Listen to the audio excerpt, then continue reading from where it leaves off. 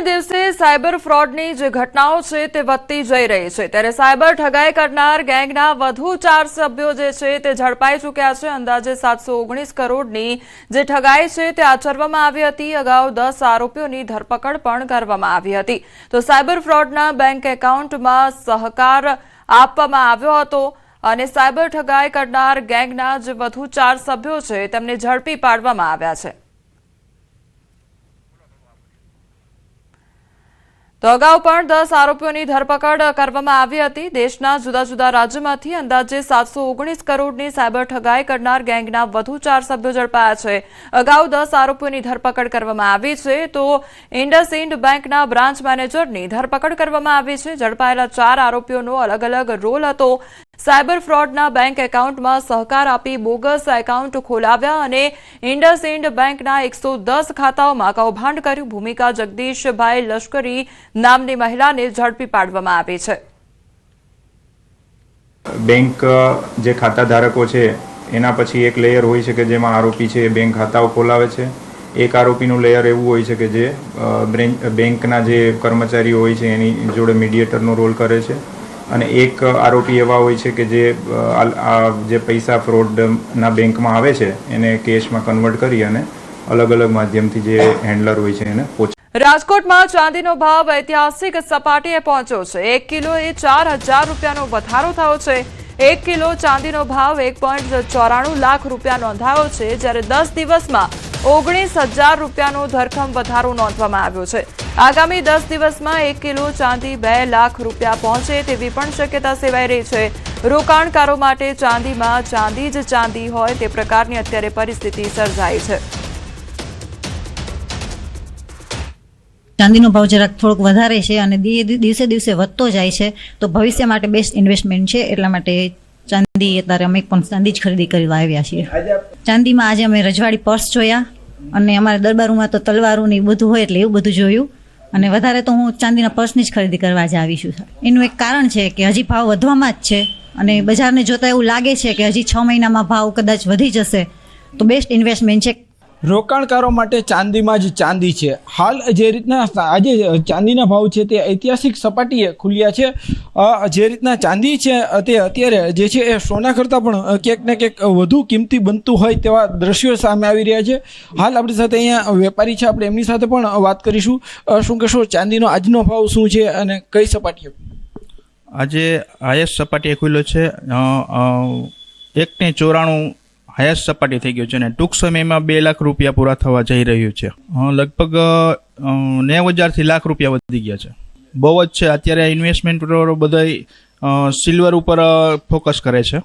All વર્લ્ડમાં રાજકોટનું silver બહુ જ વખણાય છે અને બધી જગ્યાએ એક્સપોર્ટ થાય છે। ચોક્કસથી હાલ જે રીતના ચાંદીના વેપારી પણ કહી રહ્યા છે કે માત્ર અને માત્ર 10 દિવસ જેટલા સમયમાં જે ચાંદી છે તે 2 લાખ રૂપિયાની આસપાસ પહોંચી શકે છે। આજે ચાંદી ઐતિહાસિક સપાટીએ પહોંચ્યું છે। છેલ્લા 1 વર્ષમાં 90,000 થી 1 લાખ રૂપિયા જેટલો ચાંદીનો ભાવ છે તે વધારો થયો છે। હાર્દિક જોશી, ન્યૂઝ 18 ગુજરાતી, રાજકોટ। મહેસાણામાં 341 સગીરા ગર્ભવતી બનવાનો મામલો સામે આવ્યો છે, ત્યારે એસપીજી અધ્યક્ષ લાલજી પટેલનું મોટું નિવેદન સામે આવ્યું છે। 1 વર્ષમાં 341 બાળ લગ્નો થયા છે અને આ અતિ ગંભીર બાબત કહેવાય। સમગ્ર રાજ્યમાં આ મામલે તપાસ થવી જોઈએ। મુખ્યમંત્રી આ મામલે તપાસ કરાવે તેવું પણ લાલજી પટેલ દ્વારા કહેવામાં આવ્યું છે।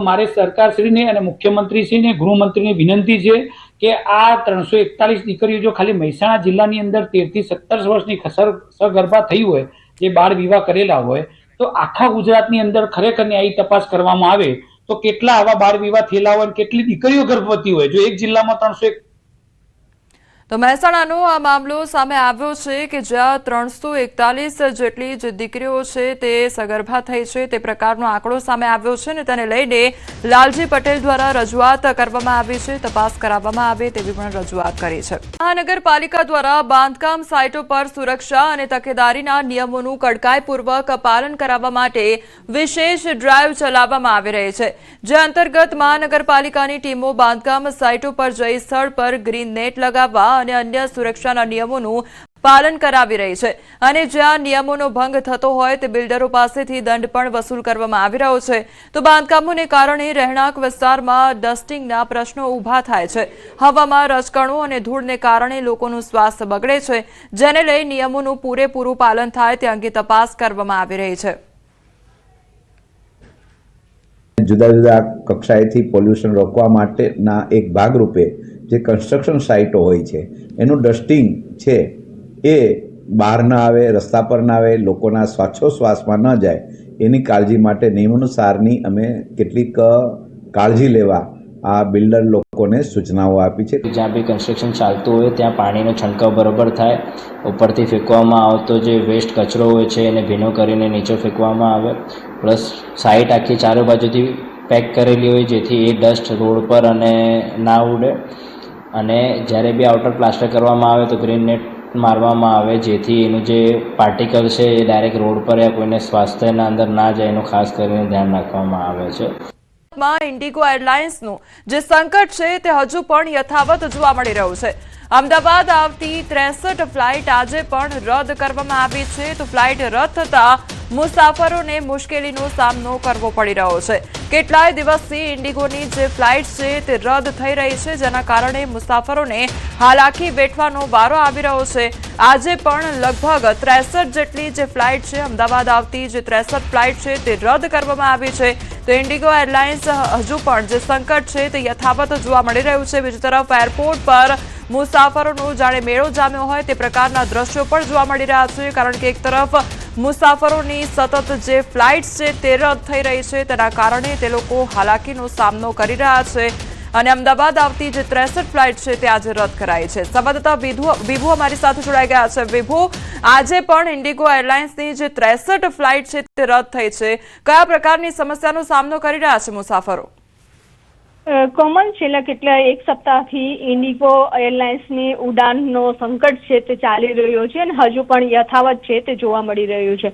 અમદાવાદથી જે વહેલી સવારથી લગાતાર ફ્લાઇટો છે તે રદ જતી હોય છે અને તેનું અપડેટ આવી રહ્યું છે કે જે 2 વાગ્યા સુધીમાં 63 જેટલી ફ્લાઇટો છે અવર જવર કરતી તે રદ થઈ ગઈ છે, જેમાં આગમન કરતી 28 ફ્લાઇટ છે અને પ્રસ્થાન કરતી 35 ફ્લાઇટો છે તે રદ થઈ છે. સાથે જ ફ્લાઇટો છે તેના અત્યારે ડિલે ચાલી રહી હોય તેવું બતાવી રહ્યા છે, જેના કારણે પ્રવાસીઓ પ્રવાસ કરવાના છે તે પણ એરપોર્ટ પર પહોંચી જતા હોય છે અને છેલ્લી ઘડીએ તેમને કહેવામાં આવતું હોય છે કે આ ફ્લાઇટ રદ થઈ છે, તેના કારણે ખૂબ જ મોટી મુશ્કેલી પ્રવાસીઓને સર્જાઈ રહી છે.